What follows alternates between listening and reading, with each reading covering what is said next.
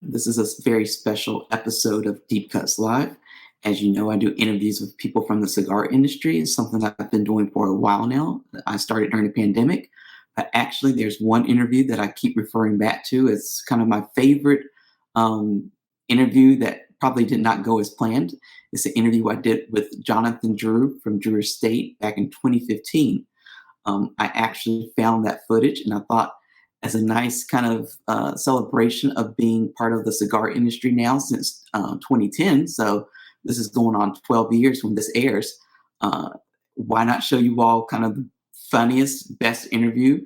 You're going to learn a lot about Drew Estate in this interview, but you're also going to see me probably not at my best. I kind of hope that after all these years, I've learned a little bit more about interviewing people. So I hope you really enjoy watching me really be challenged, I would say, by Jonathan Drew during this interview. Leave a comment, tell me your favorite parts, and tell me what questions you might ask Jonathan Drew if you were given a chance to interview him. Without further ado, here's the interview. I'm Antoine Reed. I'm with Cigars and Leisure, and we're here with Drew Estate's Jonathan Drew. How are you doing today? I'm doing great, Antoine. Thank you for having us. Okay, so Cigars and Leisure is our new magazine to consumers. It's not as serious as a business magazine. So we're going to ask you a few light questions to kind of break the ice and make sure you're kind of on your toes and ready for anything to come in this interview. What's your favorite Drew Estate cigar right now? Oh, what's my favorite is completely irrelevant, Antoine. What is relevant is that we continue to innovate. We continue to innovate at Drew Estate with thinking about segmentation that's new for the cigar industry. As you know, with the Acid brand, that was basically a new segment for the cigar industry with an infused product. You know, people used to always think about cigars in premium or flavored. We changed that whole scope and we made it premium, either traditional or infused. So premium traditional or premium infused. So the Acid Cigar brand created that segmentation. Later on, we moved into the coffee infused segment where originally people would think of coffee cigars as a cheap thing. And with the Java brand that we make for Rocky Patel and Tobacco Special, we also had Kahlua at the time. Those products created again a second segment, the coffee infused segment. Later on with T52, taking Habano seed and producing that in the Connecticut River Valley, stalk cut, stalk cured, as opposed to taking a leaf and priming it. Cut the stalk at the bottom, hang it in the barns upside down. Third segment. And then the fourth segment, which today I'm super excited about, and as you know, we were at the Perique Farms here in St. James Parish. That's our Kentucky Fire Cured cigar, which again, this to me is the closest to my heart. This is the segment of the future. And that's where we fire cure a cigar and take that tobacco and then put it into a regular, a Nicaraguan blended product. So we take Kentucky seed tobacco, grown in Kentucky. We bring it to the farms where we fire cure it, where we use smoke, not heat. Using heat is more like flue curing. We use smoke to fire cure the cigars, 7 days on, 1 day off, 7 days. And then we ship that tobacco to Nicaragua, and we combine that into a cigar that's Nicaraguan blend, Kentucky seed, fire cured blend with a Mexican tobacco wrapper. And on top of that, for the mouth, we want that grit, we want that real gritty, meaty taste that you get from that fire cured tobacco, so you get that at the mouth as well. So that for us is the fourth segment.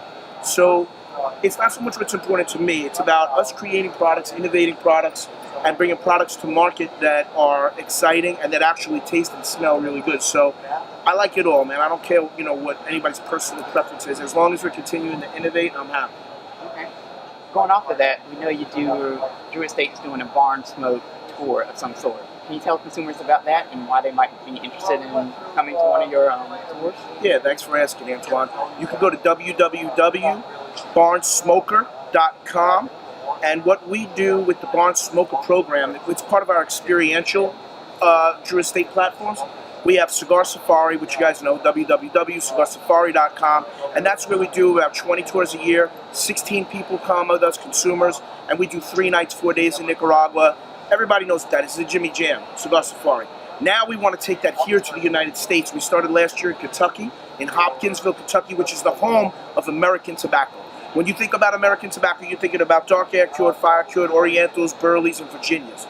Most people in the premium cigar industry are thinking only dark air cured. You walk into a humidor anywhere in the United States, you're going to find 99% of everything in that humidor is dark air-cured tobacco, other than Drew Estate.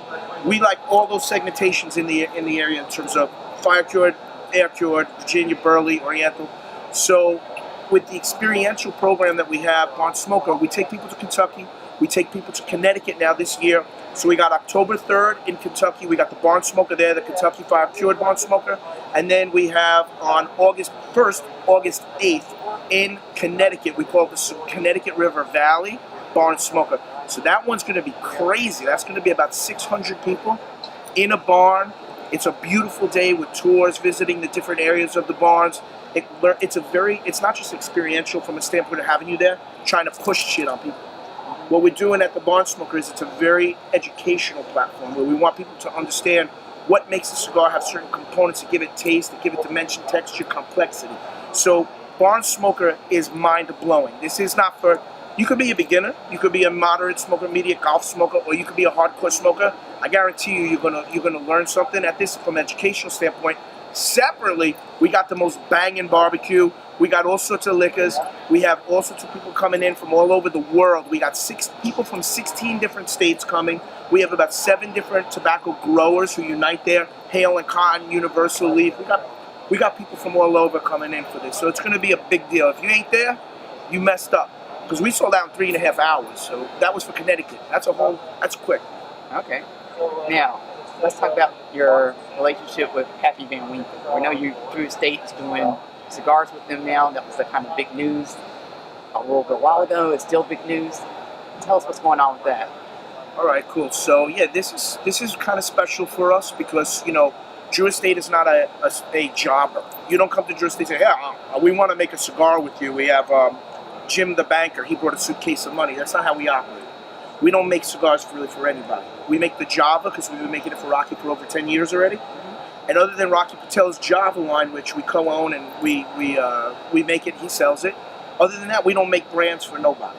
So when the Van Winkle family came to us, we were very honored. It was something that really, it's what I call raison d'etre in French. What it means is reason to be. We don't just make cigars like they sit around the boardroom. We need a Connecticut cigar to fill the pipeline. I don't care. I could care less. We make a cigar because there's got to be a reason for it. It's got to have something that's so powerful, so important, something the market either doesn't know they need, or it's got to have that connectivity to something that's significant. With the Pappy Van Winkle, I got it right here. In case none of you have seen it, this is the box. It comes in a beautiful box of 10s right here. And, I like to keep that feel, that Van Winkle, Pappy Van Winkle feel to it. And then, unfortunately, I got the cigars in cello because they sold out instantaneously. You can't even get them anymore till March 2016. And I think by then they'll probably be sold out. So, what we do with this, we make this just for the Van Winkle family. When they came to us and they said to us, we'd like to discuss making a product together, it was a big honor for us. It was something that made sense. Raison d'etre, reason to be, right? So the Pappy Van Winkle, this is a very special cigar. I'm going to tell you why. What did we do with the fire curing? You don't remember? You tell me. I'm going to tell you again. So we took tobacco, which was dark air-cured tobacco. We then took that dark air-cured tobacco and we turned it into dark fire-cured tobacco. What we do with the Van Winkle product is we take that fire-cured tobacco, we then ship that fire-cured tobacco to Louisiana, right here to St. James Parish. And then we barrel that tobacco. We take 53-gallon whiskey barrels, and we take a car jack, and we jack in there 500, 550 pounds of fire-cured tobacco. 1 year, 3 turns, which each rotation means we're going to take that barrel, we're going to take all 500 pounds leaf by leaf, we're going to pull them out of the barrel. We're going to pillow the tobacco, loosen it up, because we've already brought it up in heat. Now we're going to let it bring it down. 3 times throughout the year. After 1 year, 3 rotations, we take that tobacco, which has been fire-cured, barrel fermented, real barrel fermented, not barrel fermented in some paper and some marketing nonsense. The real deal, right here, by the most prominent person and the only person who truly makes St. James Parish Perique tobacco in the world, with Mark Ryan. We then ship that tobacco to Nicaragua, and that becomes one of the components for the Pappy Van Winkle barrel fermented cigar. So this product, we made 6,000 Robustos, 6,300 Toros. We shipped them into the U.S. Over a 3-month period, which ended in June. And they got a 93.5 wheel, which was very interesting because that's a very, very difficult rating process. I'm usually not into ratings that much, but that one really impressed me because to take a product like this, which is not a traditional cigar, and be able to get a 93 rating and half wheel on it was a huge accomplishment for us, and it speaks volumes for innovation and fire curing on the premium side. Why, Antoine, you ask? Because for 200 years they've been fire curing tobacco, but ain't nobody taking the fire cured tobacco and put it into a premium cigar. So that's what makes this, it's emblematic of a Drew Estate product. Look, you got San Andreas wrapper at the bottom. At the top, you got more of that fire cured barrel fermented tobacco at the top at the head. So it's really, it's a multi-dimensional cigar. It's not only going to give you complexity along the journey of smoking it, but the texture at every puff is stupid. I have a question about another cigar. Hoping you can tell us a little bit more about it. Undercrown Shade. Oh yeah, bingo, thanks for asking. The Undercrown product, as you know, was very special because when the Liga Privada came out, the rollers were smoking all the cigars because it tastes good. So we always have a policy on the production floor. You know, we got now about 1,700 people full-time at Drew Estate, and we got a lot of cigar rollers. So they're smoking up all those Liga Privadas. They were smoking away all the profits. So we spoke to the rollers about creating a blend of cigars that they really enjoy where they could stop smoking up all the Ligas. So they created this blend on the production floor, and that's the beauty, that's the magic of the Undercrown brand. It's the fact that this product was blended on the production floor by the people, not the John Drews, the Colito Fuentes, Olito, this and that. This was made by the guys who were there every day blending, every day continuing a blend. How do you make a blend good year to year? You make it up. What? Change it up? Wrong. You make a blend good every year by making it good every month. How do you do that? You got to make the blend good every week. How do you do that? Every day. Right. So, to do that, to make a cigar consistent every single day means it's not some dude who's creating the blend. It's your people on the floor, your production team, who have to make sure that blend is right every day and staying consistent with the blender's image or vision of what the brand is. So Undercrown's significance was this was a blend created on the factory floor, which we weren't going to sell it, but it was good. So we took it one step further, and that's why we called it Undercrown, because it's like the crown of the underbelly at Drew Estate. So that's a beautiful product. The message is beautiful. It's romantic, and when the people smoke it, they like it. So this year, we stepped it up a bit. We wanted to do something that had that Connecticut shade, smooth, creamy, nice, medium body taste. So we added a twist to the Undercrown message. That twist was our master blender, Willie Herrera. Willie came to the rollers, the same group, and he said, listen guys, I want to do an Undercrown blend this year, and I want you guys to help me. I want to do it together with you. So that same group and Willie Herrera together created the Undercrown Shade. So it's got the same message. It's still born on the factory floor, but now you got that extra ingredient. You got Willie Herrera's touch on top of it. So it's like double trouble. So I think the people are going to really like it because it's not just a plain Jane Connecticut. It's banging. It's got everything you would want from a medium-bodied Connecticut. It's for the guy who wants just an airball, go smoke something else. But this is for somebody who wants some flavor and some depth to it. And at one point you also collaborated with Eminem's label, Shady, to do like the Undercrown Shady. Yeah, you bet. He just left. He was with us all day yesterday and last night. So it's been a good experience with Shady. Paul Rosenberg, his business partner, is a huge cigar smoker. So on Rosenberg, on the Shady side, him and Eminem, they got Shady Records, which they got different label. They got different artists in there. D12, they got Slaughterhouse, Crooked Eye, they got all that side of it. And then on the other side, they got Goliath Records, Goliath artists. And on that side, they got some of the same artists. Plus, they got F, That's Delicious, my man Action Bronson. You guys know who Action Bronson is? Yeah, so those are his lineup of artists and stuff, and those guys are big Drew Estate fans. So, most of them. Eminem don't smoke, to be honest with you. So, what we did with Shady was, for the Shady 15 album release, which happened in like that November, December period or something, we did the Shady 15 with Shady Records, which includes Eminem and Paul. And we dropped that. It was super nice, but it was only 500 bundles, and it was just the Detroit market. So it was something nice and flavorful for the Detroit market. We gave them a little flavor over there, and now what we're doing with the Shady is we're taking that to a whole new shit, and we're going to bring that out national. That's going to be for our Drew Diplomat retailer accounts, or possibly for our entire list of accounts. We're trying to see because we got to find out what the final blend is. If it's a blend that we got enough tobacco, then we're going to take it out national to everybody. If it's a blend that's got all sorts of specialty, like hard to get stuff, we might have to only start with DDRP. So we're going to see that, you know what our Drew Diplomat program is? I was working on that. That's going to be one of my follow-up questions because a lot of our consumers might not know. So just tell us like a little bit about that. So go to www.drewdiplomat.com, and right now we're in the beta testing of it. But if you don't have to just be a Drew Estate fan, if you're a fan of premium cigars, if you smoke premium cigars these days and you're under the age of 65, you got Drew Estate DNA in your body. It's almost impossible not to. It's not just about Drew Estate. It's about anything when you think about experiencing the complete world of tobacco, top to bottom, whether it's any of the basic food groups of seeds or any of the basic food groups of different farms, irrigation systems, and stuff from an educational standpoint. But even more powerful, the Drew Diplomat app is about community, and it's about this community where different people from around the world are able to converse together, get to know each other, and be part of this little world that Drew Estate has created. So it's going to be an exciting place for final consumers and retailers, manufacturers, all sorts of people who want to be involved with this little exciting thing we're doing. So drewdiplomat.com, that will be an app that you'll be able to download on your iPhone, on your Google, on your Droid, or any smartphone, and you'll be able to link into it and see what we got going on. And you can earn points, and you can earn all sorts of stuff because we got mad stuff. Like, you guys know about Subculture Studios, which is our 40-person graffiti studio.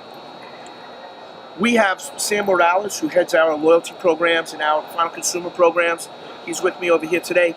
He's been working on this project for a while now, and what he's got going on for our final consumers, he locked in with Subculture Studios. So you got 40 full-time graffiti artists, wood carvers, pewter makers, and we're going to have all of these items that they just went berserk. We said no limits. They spend hundreds of thousands of dollars carving, cutting, making this and that. So now when you come on drewdiplomat.com, you're able to tag in like this, like that, and what you get is points, and then you get to win all this stuff. So it's a lot of fun. It's integrated into our final consumers, our stores. It's I see nice. you have a great personal style, and it kind of makes me jealous because I don't look as good as you. Right. So, what? But you don't eat enough. You need to work on your consumption of fried foods. Oh yeah. All the basic food groups. So how do I get? I guess what's your best Swag. style? Yeah, your style question. How can we get like the JD swag going on? Oh, if you want to get the JD swag, that's a pretty tall order. You have to go to Kmart, but sometimes, remember Woolworth? Yeah. Yeah, Woolworth. When they run in discounts at Woolworth, you got to come in strong. You got to know which days, like Thursdays after 3 o'clock, you can go to Kmart and get all the good stuff. My style is a little rough, but you know what? At Drew Estate, we've never tried to conform. We don't wear pinstripe suits, like that. Our style is organic. Our style changes a lot. So whether it's the way we dress, the music we listen to, or everybody's different at the company. I mean, I listen to bachata music. You know what bachata is? No, I never heard. Like Aventura music, like it's Latin music. So I might like hip hop, but I also like bachata style music. So a lot of those influences, whether it be music, whether it be art, whether it be from looking historically back, Art Deco, Art Nouveau, Primitive, Americana, all of these different things come into the influence that make Drew Estate so unique. Drew Estate's like this explosion of bad taste. Oh, really? And by the way, just in case you need some extra bad taste, the Drew Diplomat program has all sorts of goodies. This one's for you, Antoine. Thank you. Now, what is this? That is 2 of the Liga Privada A's packed in that Drew Diplomat extra aged, so they probably have about 14 months on them, 13, 14 months on them. Okay. So it's all sorts of goodies, you know what I'm saying? It's that line works. Expect the unexpected. At Drew Diplomat, just expect a lot of bad taste that's going to drive you crazy. It's just stupid goodies that we got going on at Drew Diplomat. I mean, for real, it's really good. A lot of collaboratory stuff, a lot of collaborative. You know how we like to work Pappy Van Winkle, we like to work with Shady. We like to work with different growers on different farms. Who would ever imagine you taking fire-cured tobacco? Fire-cured tobacco was like tobacco used for Skoal and Copenhagen smokeless tobacco, pipe tobacco, cigarettes. How do you take a process that's got 200 years of age on it that ain't everybody thought about making a premium or super premium? The Pappy Van Winkle is a super premium product, So, that's what it's about. Speaking of super premium, And you're talking about packaging and all that kind of stuff. I'm sure you're pretty popular with the ladies. So if you could give me like a tip on like, and our readers a tip, like if we want to go out there and pick up a woman here after the show, like what would be your tip? Like how does JD pick up? Well, the first thing you need to do is go to Starbucks, get the really tall one, the big ass drink like that, slam it really quick, go hang out with Maddie Rock, do like 30 or 40 jumping jacks, and you're pumped up. You get to snag all the hotties you want. I'm married, man. I've been married for a while. You know, I got 15 years with the same woman. So I just stay focused on making tobacco, making spirits, blending with different types of ingredients and products to be able to explore the mind and have people think about, new concepts. When you think about Rebirth with cigars, people say, JD, what do? You make cigars, right? Let's go to the basics. The bankers want to know. You're making a cigar, and then you ship it to the U.S. or maybe Europe or something, and then you sell it. That's what you do. No. We rebirth cigars. I'm like, yeah, but what do you really do? No, we rebirth cigars. Everything about it, every grain in every emotion, from the minute we get up to the minute we go to the bed. I'm talking about people who are on the creative side of your estate, whether that's in blending, whether that's in tobacco processing, whether that's on the marketing side. Everything that we do is about creativity. What we do, people use that word passion, make me throw up. That word passion, it's disgusting. It's disgusting. People should take that word out of their mouth. It's a lifestyle because it is a lifestyle. I lived in the factory for 14 years. You know what I'm saying? 14 years. People come to these countries, they go over there, they get out of the plane, they sleep right near the airport, drive to the factory, go to the factory once, 2, 3, 4, 5, 7 times a year, in and out, bing. You sleep in a factory for 14 years. That's why I respect Old Man Padron. Orlando Padron, that dude was living in his factory for like 140 years or more, maybe a little more. So that is the difference, because then you're living it. That's a lifestyle. A lifestyle. We're going to make a lifestyle brand. Call Skip. Not Skip on, but it's not about making a lifestyle brand. It either is a lifestyle brand or it's bullshit. It's one or the other. So at Drew Estate, it ain't bullshit, I'll tell you that, because it's the real deal right here. That's a fact.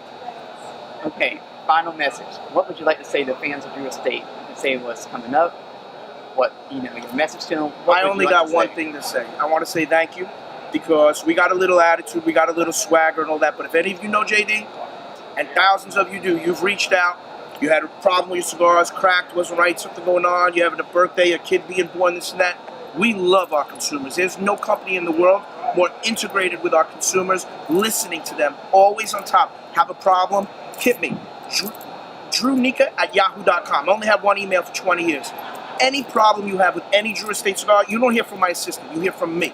Every day, 24/7, DrewNika@yahoo.com. You can get me at any time. All of our company, we pay attention to our consumers. We are thankful and appreciative.